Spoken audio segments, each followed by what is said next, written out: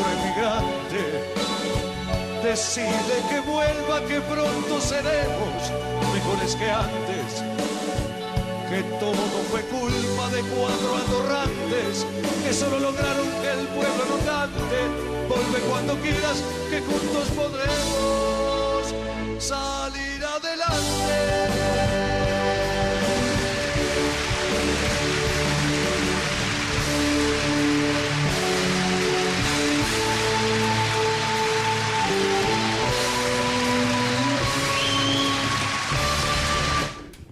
Bien, volvemos a Soluciones después de un periodo y hoy sí, hoy va a ser un programa que lo recomiendo por la presencia de nuestro invitado, el doctor Carlos Fernando Louche, que es abogado, economista, escritor y además licenciado en monedas, que él va a explicar.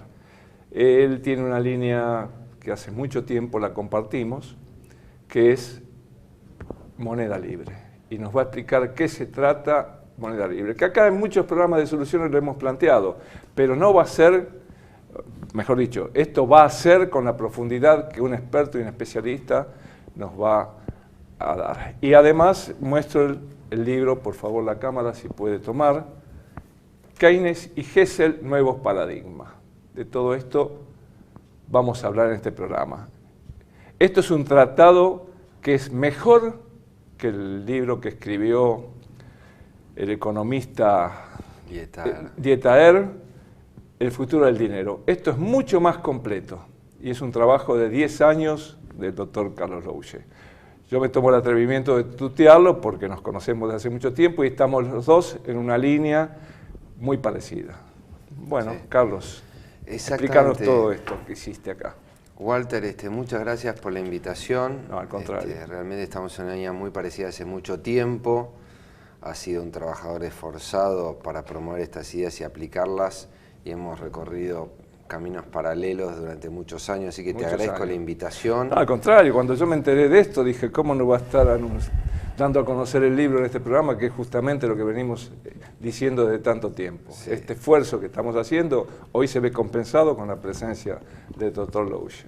Sí, exactamente. Así que es un gusto realmente estar acá y te agradezco de vuelta la invitación porque, bueno, acá tenemos el fruto de muchos años de trabajo, de experiencia, de maduración de una idea y de investigación.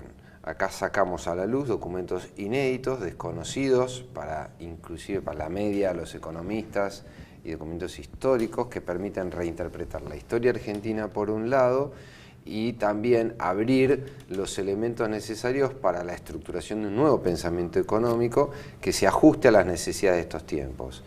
Definidos estos tiempos como la necesidad de establecer un nuevo paradigma a partir de dos hechos. El primero es el conocido tema de la burbuja financiera y la crisis financiera que eso conlleva, los límites en el que está ahora interviniendo el capitalismo financiero y la necesidad de nuevas soluciones y opciones.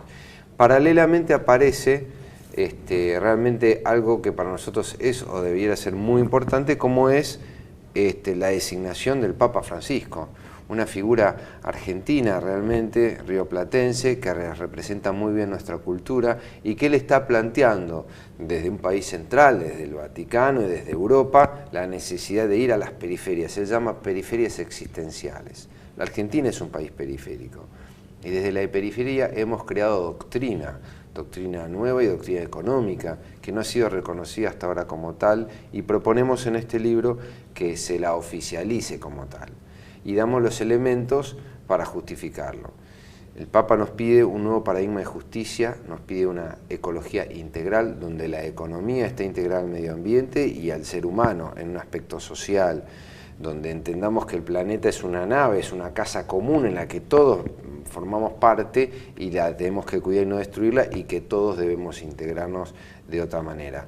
La economía hoy, como está definida a través del predominio del concepto financiero, no genera esta necesidad, sino que al contrario es perjudicial en este sentido en el largo plazo. Vos me permitís que yo, y disculpad la interrupción, no.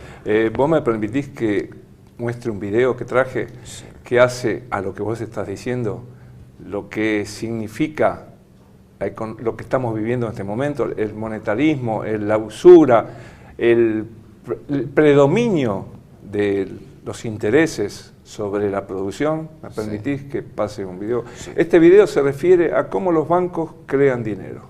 Perfecto. ¿Lo vemos? Con todo gusto, Walter. Gracias. Es curioso el hecho de que nos planteamos muy pocas preguntas sobre cosas cotidianas, como por ejemplo, cuando vamos a un banco y pedimos un préstamo de, digamos, $50.000 o 50.000 libras. ¿Qué pasa en realidad? Veamos. Muchas personas viven la vida basándose en unas ideas que se alejan mucho de la realidad. Lo que en realidad pasa es que si pides 50.000 libras, escriben que en tu cuenta hay 50.000 libras. Eso es todo lo que hacen.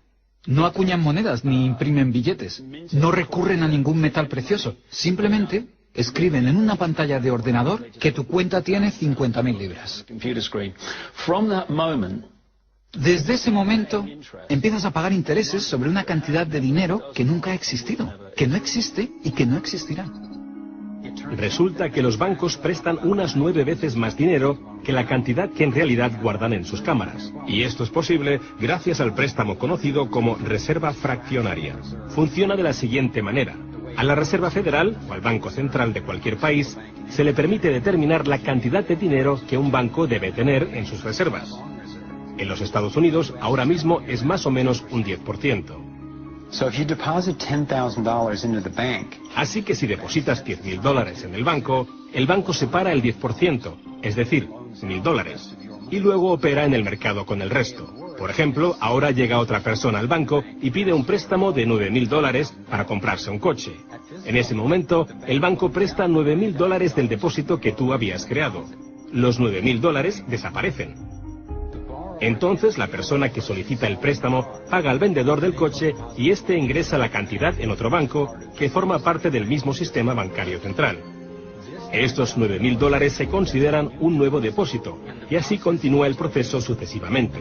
El dinero se vuelve a depositar y se vuelve a prestar hasta que el depósito inicial de $10.000 se convierte en $100.000. El sistema bancario acaba de crear $90.000 simplemente prestando el dinero. Aparentemente todo empezó con los orfebres del siglo XVII, cuando la gente acudía a ellos para comerciar con oro. El oro era muy pesado para llevarlo de un sitio a otro, así que la gente comenzó a guardarlo en cámaras y comerciaba con recibos. Aquellos recibos fueron los primeros billetes. Como solo unos pocos retiraban su oro en momentos determinados, los dueños de las cámaras, básicamente los nuevos banqueros, empezaron a crear recibos de oro que en realidad no tenían. Entonces prestaban esos recibos y les aplicaban unos intereses al dinero prestado, al oro, que en realidad no tenían. Así nació nuestro sistema de reserva fraccionaria. En este sistema, los banqueros consiguen hacer dinero de donde no hay nada, mientras que el resto de nosotros tenemos que trabajar para ganárnoslo. Esto ha provocado una forma moderna de servidumbre donde la masa de la sociedad trabaja para pagar su deuda con los bancos.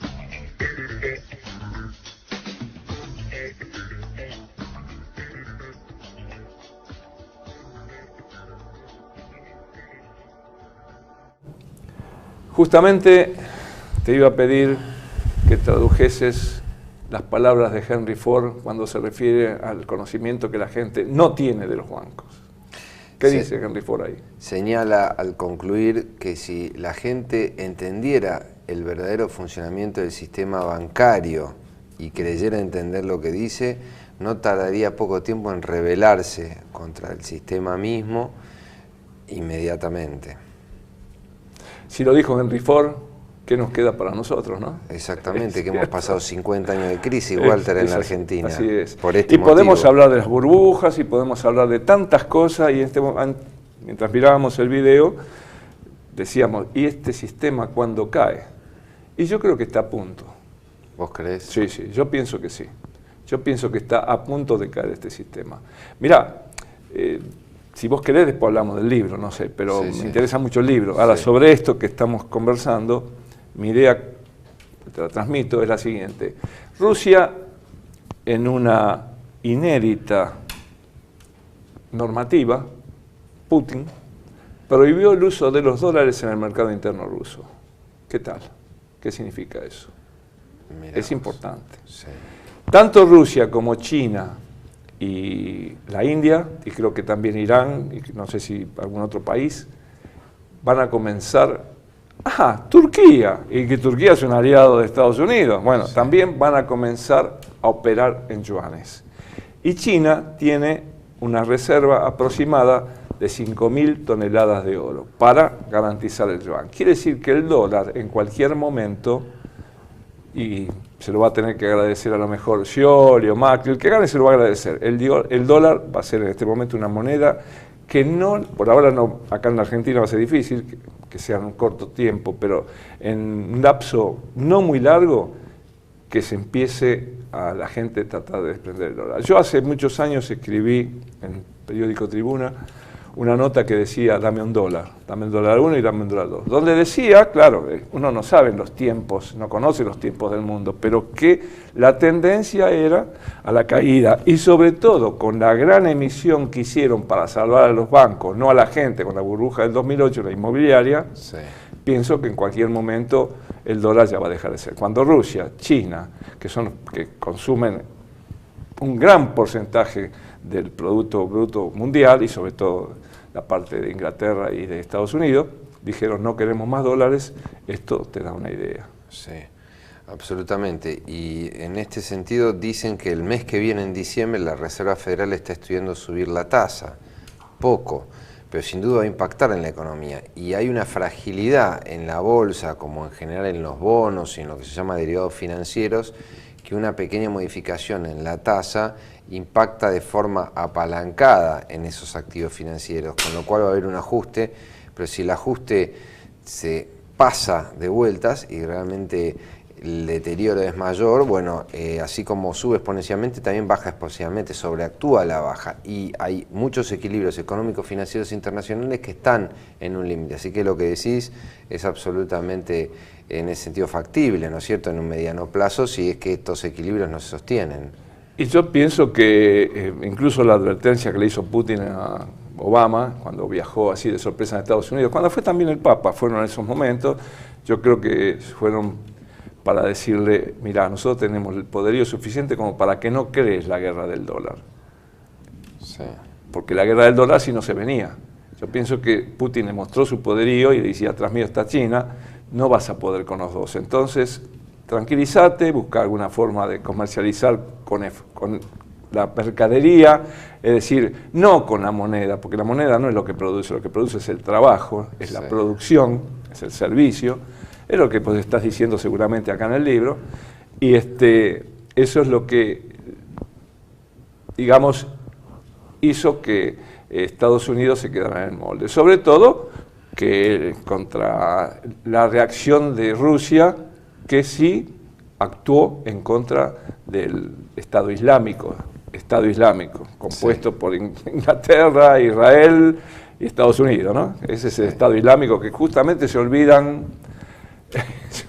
una flota de camiones artillados, se lo olvidan o se lo sacan, no sé, los del ISI. Es subjetivo. Pero bueno, todo eso está relacionado. Todo es una relación directa con el dinero, algo que nosotros desde hace mucho tiempo, y creo que vos sos el invitado, sos el que tiene que decirlo, estamos trabajando para evitarlo. Sí, y crear nuevas formas monetarias, sociales, económicas que nos ayuden a sobrellevar esa situación y a crear nuevos modelos. Claro, vos hablás acá de nuevo paradigma, justamente. Exactamente, esa es la propuesta. Explicarle a la audiencia qué es el nuevo paradigma. El nuevo paradigma busca crear en la Tierra las condiciones necesarias para un nuevo orden económico, basado, entre otras cosas, por ejemplo, en la invitación que nos hace el Papa Francisco, argentino y rioplatense, por lo tanto con una visión periférica del mundo, a crear lo que se llama la justicia, una nueva justicia económica. Se habla de una economía integral o una ecología integral, basado en antiguos principios que nosotros conocemos de justicia social. Ahora bien, en términos prácticos, lo que acá ocurre es que la Argentina, y es lo que informa el libro, tiene una larga historia de doctrina económica propia, donde basa el valor de su moneda no solo en el trabajo, sino también en los bienes y recursos naturales, no en el oro ni en las reservas financieras o en los activos financieros. Eso es lo que se está proponiendo retomar ahora hacia el futuro para volver a desapalancar la economía y bajar la tasa de interés, donde nosotros sostenemos que la tasa de interés y la tasa de interés compuesta es la que genera inflación. y genera las burbujas financieras. Por lo tanto, para hacer inflación un y sistema pobreza, racional, las dos cosas. Inflación y pobreza. Concentración financiera, por lo tanto concentración política, y de modo tal que se generan esas conocidas curvas de ascenso y descenso en la economía, de expansión y recesión, que no han podido ser adecuadamente resueltas por la ciencia económica. Keynes hizo una aproximación importante a través de la propuesta que en su teoría general acerca en el mundo a la política económica para fomentar la demanda, para sostener la actividad económica. Pero acá también en el libro queda demostrado que no fue Keynes el inventor de esta propuesta, sino Silvio Gesell en la Argentina del siglo XIX, con el apoyo trascendente de Carlos Pellegrini, de Ernesto Torkins y finalmente, aunque no lo podamos creer, del presidente Roca, que en su segunda presidencia, en 1899, promulga la ley 3871, que es la que dispone la creación o reforma de la caja de conversión para hacer una liberación del peso argentino respecto del patrón oro, es decir, un abandono del patrón oro. Solamente se sostiene que hay un encaje fraccionario en oro y el resto el Estado Nacional podrá emitir la cantidad de moneda necesaria para el funcionamiento de la economía.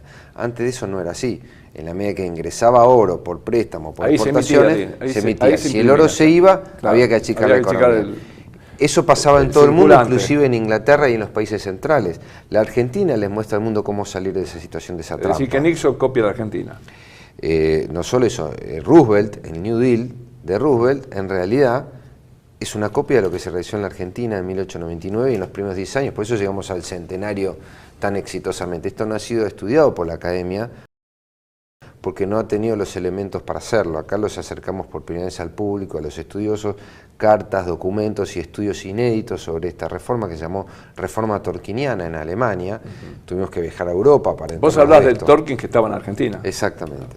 Del Torkins que estaba en Argentina, que fue un empresario muy progresista, cabal. Sí, Torkins fue uno de los que creó una firma metalúrgica muy importante que después se llamó Tamet. Sí, exactamente. Entonces, sí, donde estuvieron los alemanes trabajando para llevar lo que era Tamet. Después, bueno, vino alguien que dijo Tamet tiene que desaparecer, como tenía que desaparecer la Cantábrica y todas esas firmas importantes, y dijeron esto no va más y la tuvieron que cerrar. Sí. Pero bueno, Carlos, vamos a tener un próximo bloque. Sí. Antes de iniciar el próximo bloque vamos a pasar una pequeña parte de un video, que es un video de Kaiser Report, muy interesante, que te invito a ver, y después, como este programa se llama Soluciones, sí, y ya que te tengo acá, a ver si damos una solución a la gente. Por supuesto. Egon, me gustaría conocer su opinión sobre un gráfico que hemos estado analizando en la primera parte del programa y que demuestra que lo único que ha crecido ha sido el crédito, no el PBI. ¿Qué está pasando? ¿Puede darnos su opinión al respecto? Sí, eso se llama ley de las rentabilidades decrecientes, o como decía Lehman Brothers, tirar de la cuerda. Al contrario de lo que pensaba Keynes y piensan la mayoría de los que están en la City de Londres, no se puede crear riqueza emitiendo moneda hasta el infinito, porque ese dinero carece de valor. Sin embargo, eso es lo que están haciendo los gobiernos de todo el mundo. Y evidentemente se llega a un punto en el que el PBI ya no sube más, porque ese dinero que se ha emitido para hacer crecer la riqueza no vale nada. Si el PBI se calculara teniendo en cuenta la inflación de verdad, no la oficial, el PBI real iría a la baja, no al alza. Un par de cosas. Acaba de decir que la prosperidad no puede obtenerse emitiendo moneda a raudales. Ahora bien, en la economía de los últimos 100 o 150 años, está claro que la creación de crédito forma parte de la expansión de la economía. Corríjame si me equivoco, pero tengo la sensación de que el ciclo económico en el que antes primero había creación crediticia y luego un exceso de oferta de bienes y servicios que hacía que los precios bajaran y que el crédito se contrajera, se ha visto derrocado, igual que las leyes sobre la realidad económica, por este mantra de mantener el grifo del crédito abierto con independencia de las circunstancias. Da igual lo que esté pasando, lo importante es que el crédito siga fluyendo. ¿Es así? Así es. Todo empezó en 1913, año en que se fundó la Reserva Federal.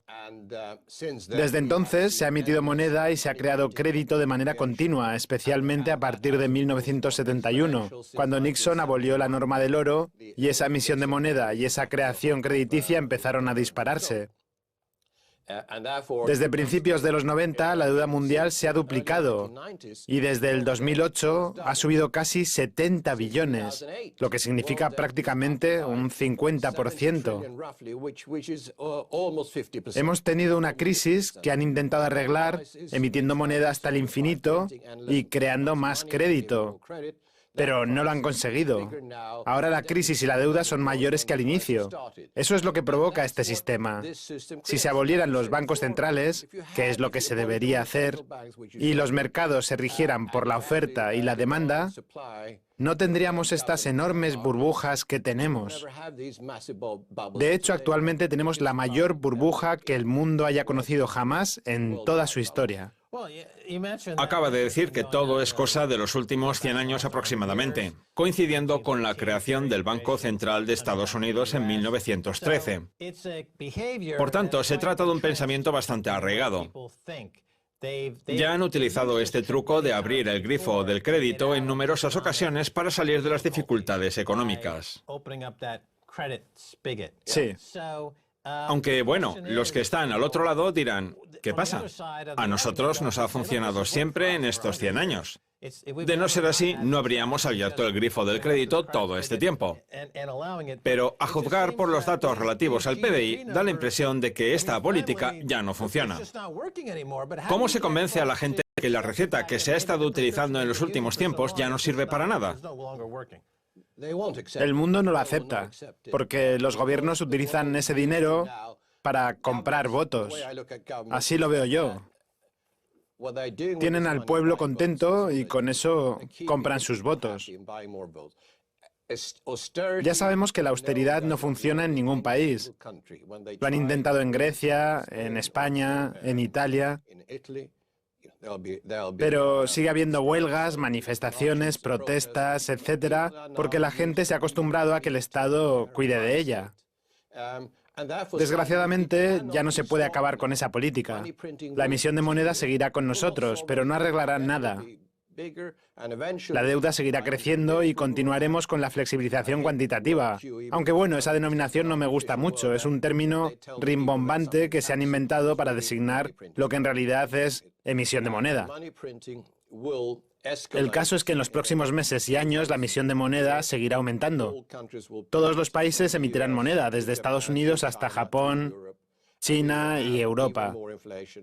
Tendremos más inflación y acabaremos desembocando en una situación de hiperinflación. Los gobiernos no saben hacer nada más. Esa es la única solución que se les ocurre. Pero el problema no tiene solución. Y el sistema se acabará viniendo abajo. De acuerdo. En otras palabras,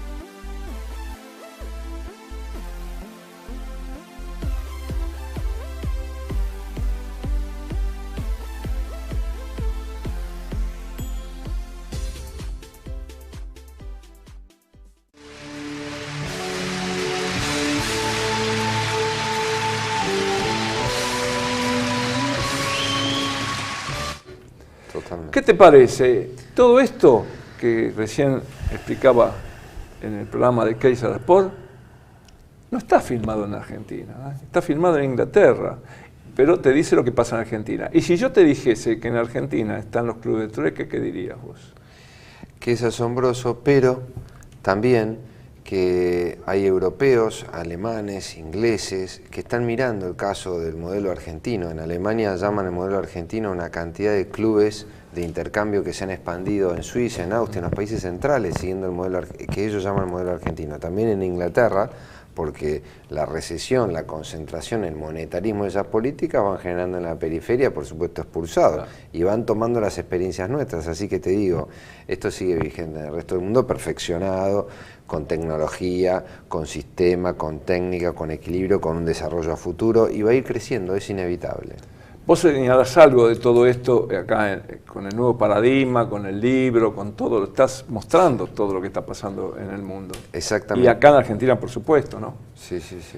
Exactamente, hay un tratamiento muy técnico y académico desde la parte histórica, como la cultura argentina fue generando sucesivamente nuevas creaciones, que eso lo tendríamos que tener con más tiempo hasta llegar al keynesianismo, que es la propuesta de Silvio Gesell, pero a su vez se postula que Gesell en realidad propone lo que llama tasa de interés negativa u oxidación. La tasa de interés negativa lo que tiene por objeto justamente es compensar el excesivo crecimiento de la burbuja financiera. En el programa que estábamos viendo recién, justamente en Londres, están diciendo que el QE, el Quantitative Easing, que es un sistema para emitir dinero y crédito y sostener el sistema para que no se caiga, está basado en el permanente generación de crédito y préstamos a interés, que a su vez vuelven a aumentar la deuda, y eso no se puede sostener, salvo que apliquemos la teoría de Silvio Gesell, que ya muchos en el centro, en Europa, en Estados Unidos, en Japón, están sosteniendo ya que están hay que hablando de Gesell. intereses negativos. Sí, ya están hablando de intereses y están hablando de negativos. Silvio Gesell. Claro, claro. Y Silvio Gesell es Argentina. Es Argentina. Lo que nadie habla es de Argentina, y a partir de este libro, Walter, van a hablar de la Acá Argentina. van a hablar de Argentina. Y si Esto tenemos sí. un papa argentino, ahora vamos a tener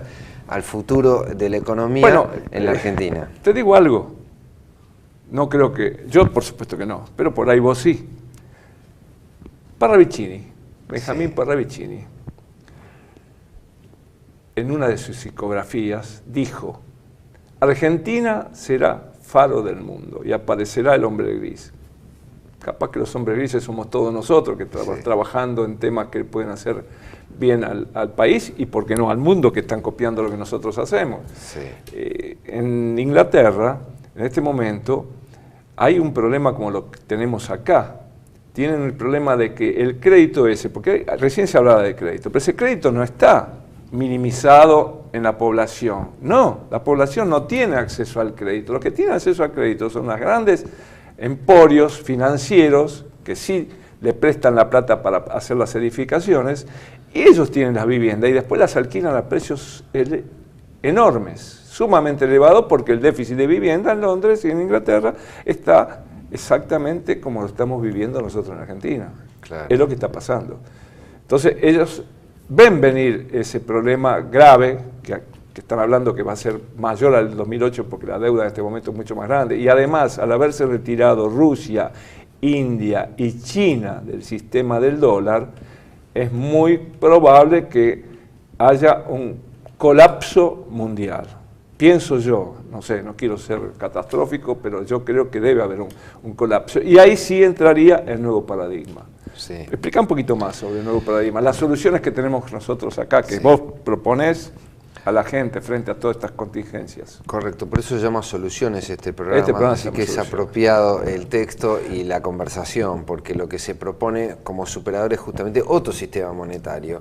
Hay 2 o 3 variantes, habrá que verlo, pero a partir del colapso previsible del sistema del dólar, es posible que se genere un sistema multilateral de intercambio. Lo primero que quiero decir es que Gesell en la Argentina creó la Unión Universal de Cambios, o IVA, que fue el proyecto que tomó Keynes como proyecto Bancor, que fue el antecedente del actual Fondo Monetario Internacional en Bretton Woods.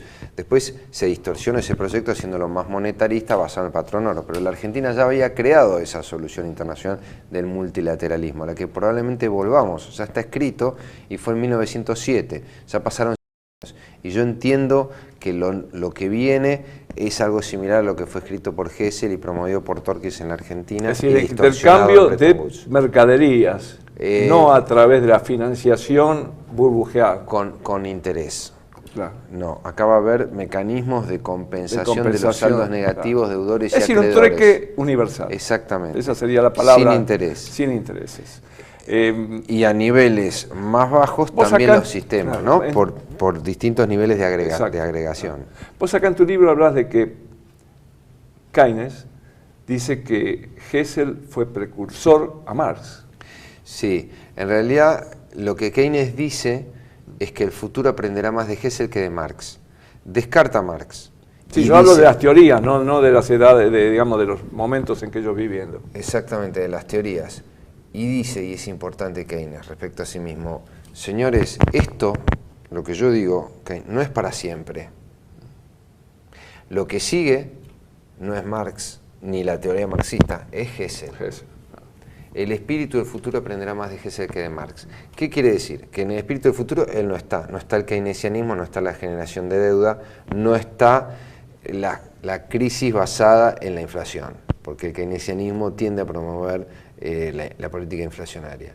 Tampoco en el marxismo, que ya sabemos que ha fracasado, y entre otras cosas Marx sostiene la teoría del valor, que es sostener también la tasa de interés y el patrón oro.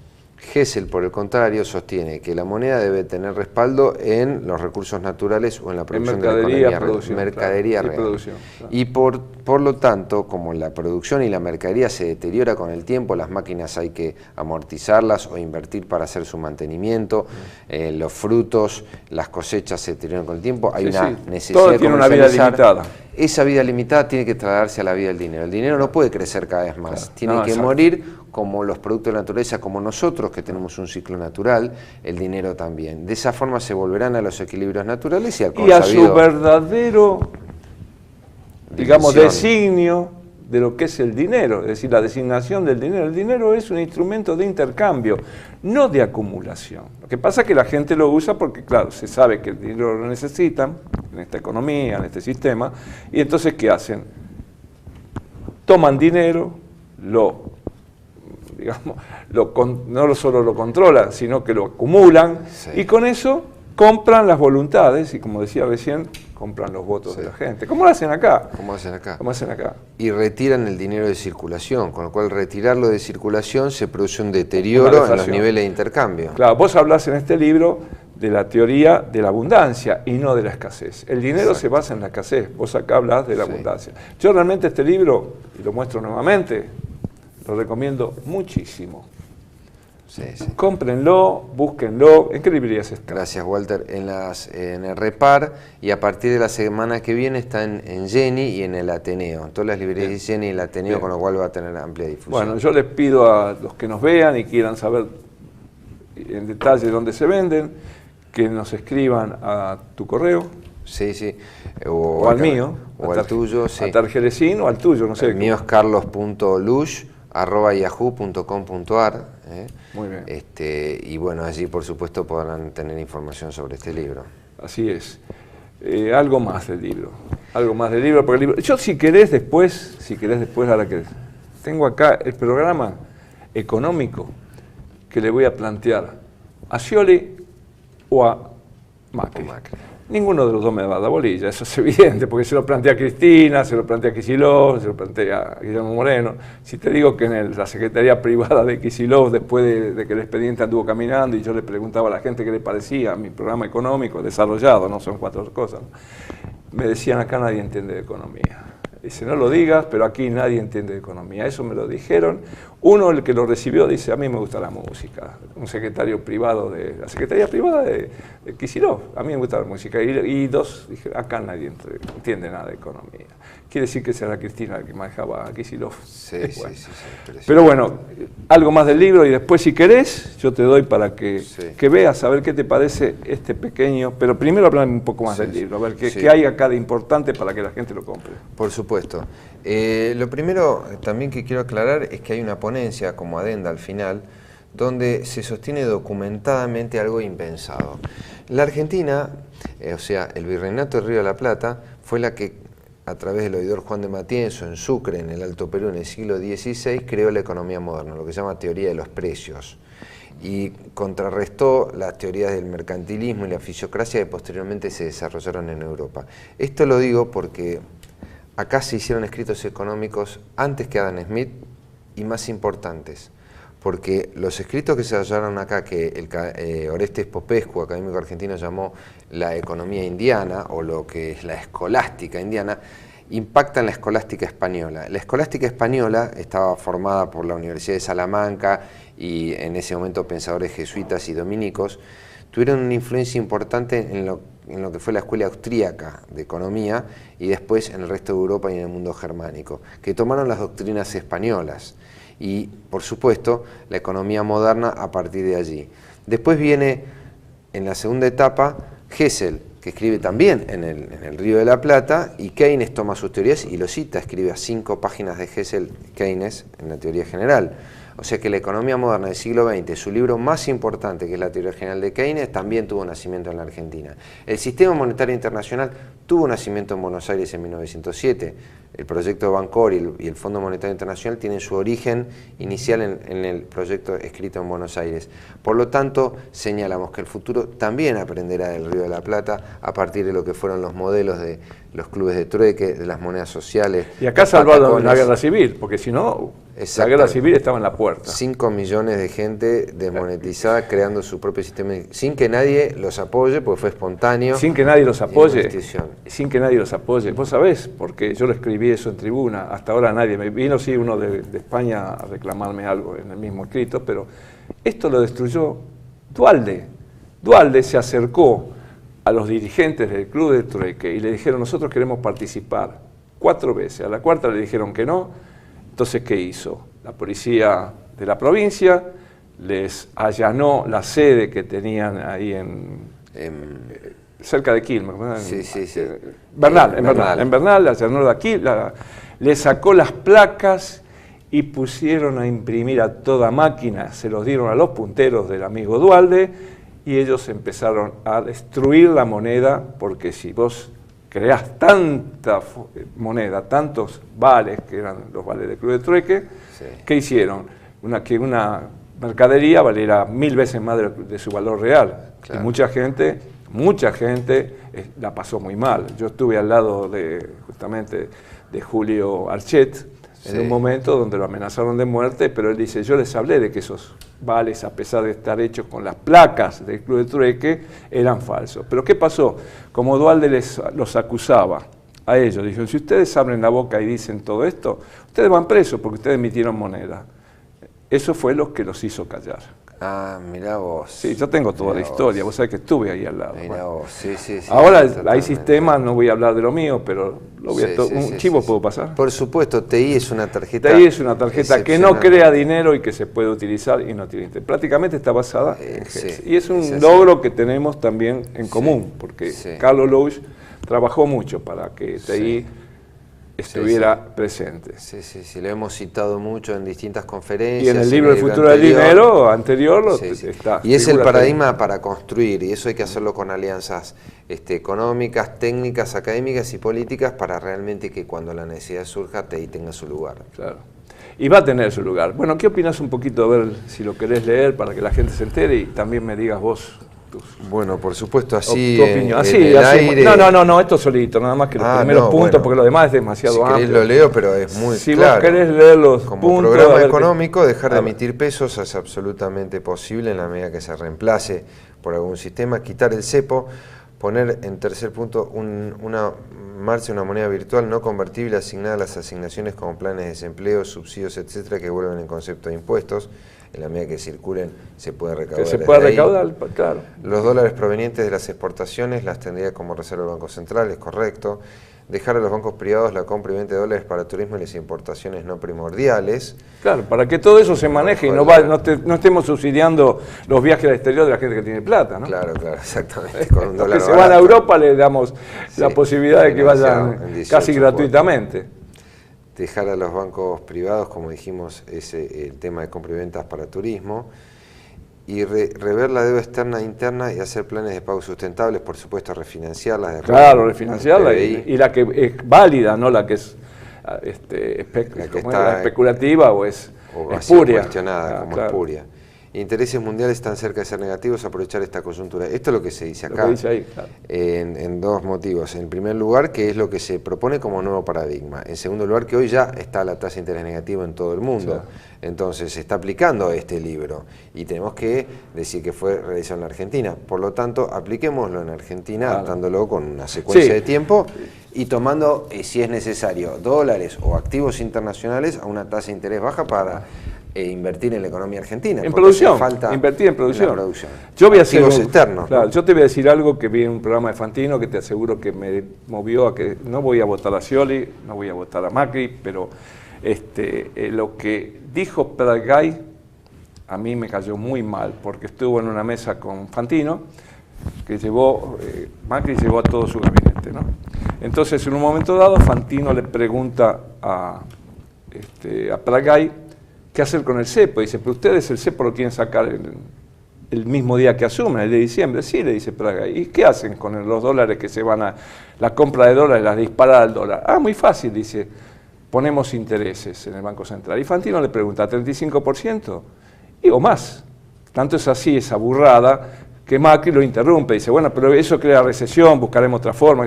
Pero ¿cómo van a hablar de poner intereses superiores al 35% para que la gente no se vaya al dólar, habiendo otras alternativas, como por ejemplo las que vos planteás en este libro?